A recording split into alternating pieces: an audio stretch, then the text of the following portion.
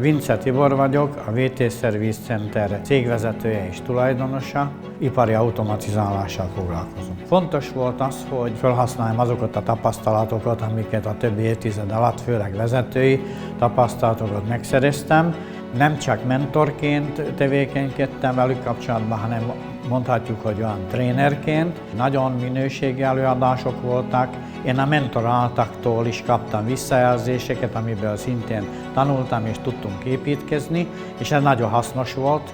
Mondják azt, hogy a jó pap is holtig tanul, ezzel én se vagyok másképp, és hát ez egy nagyon jó kihívás volt számomra is, és egy beélmény is. Nem elég egy mentornak jó lenni abban a szakmájában, vagy amit éppen csinált. Meg kell érteni azokat a dolgokat, és kell azokra a jelekre érzékenynek lenni, amit a mentoráltaktól kapunk, hiszen akkor tudunk jó mentorok lenni, ha átérjük az ő problémájukat.